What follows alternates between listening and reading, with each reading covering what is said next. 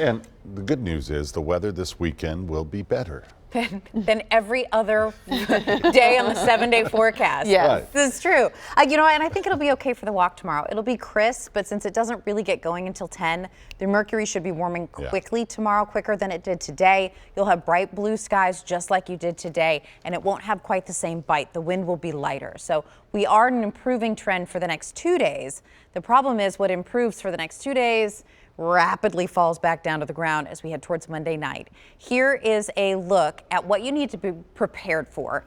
Tonight is colder than what you woke up to this morning. Mid-20s gets you out the door on Saturday, but we'll be in the mid-50s by Saturday afternoon. A good 10 degrees warmer tomorrow than it was today, and we'll add even more to that by Sunday. So better weather this weekend. Not better weather as we head into next week. A strong, cold Arctic front slides in Monday night. And yes, it is possible that a few snowflakes or a few flurries may try to mix in with some raindrops very late Monday night. We'll talk about the specifics of that in a minute. For now, let's get into our weekend. 25 tonight, cold conditions, the wind becoming light, so wind chill not as big a factor. Tomorrow, 55 is going to feel like heaven. That wind starts to switch directions out of the south, so it doesn't have that kind of bite, that kind of nibble to it. Mid-50s tomorrow will feel good. Low 60s on Sunday is going to feel fantastic. Hands down, it'll be the pick day of your weekend, the pick day of the next 7 days, possibly even the pick day of the next 15 days. It's a long, cold stretch that we're settling into. So here's a look at some of our computer modeling. It's a whole lot of nothing. Saturday, Sunday, but then Monday things begin to change.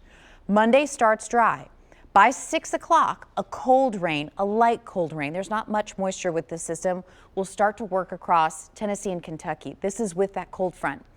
By midnight is when that cold air is going to try to slide in on the backside of those raindrops. And it's possible that we could see, mainly between midnight and 3 a.m. Monday night, a brief rain-snow mix, maybe even a transition to all flurries, but it would be during that midnight to 3 a.m. time frame. Not a lot of folks on the road at that point, but if you were, it's going to be cold and it is going to be raw. All of the moisture is gone by daybreak on Tuesday, but the damage is done. It will be a raw, bone-chilling, cold Tuesday. Temperatures, this is just Monday through Wednesday. Look, by Tuesday morning, we go from 60 to 23. Tuesday morning, you wake up to 23, but the wind chills will likely be in the single digits.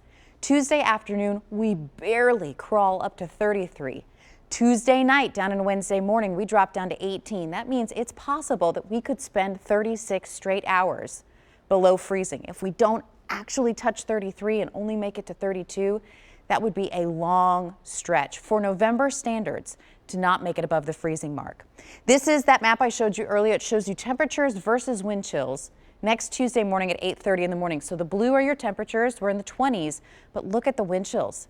Teens for Nashville, single digits along our Kentucky tier. This is a bone-chilling, teeth-chattering cold. If you have not broken out the thick layers for you and the kids, the weekend is the time to do it because you will need it by next week.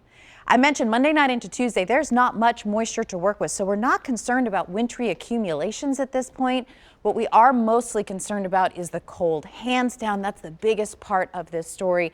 We're keeping an eye on all of the different aspects of it, but you got to be ready for that cold or else it is going to be a wallop for you, kiddos, same thing, pets too. You got to worry about your four-legged family members. You need to bring them inside with the cold snap that's coming next week. Rory? Thank you, Bree.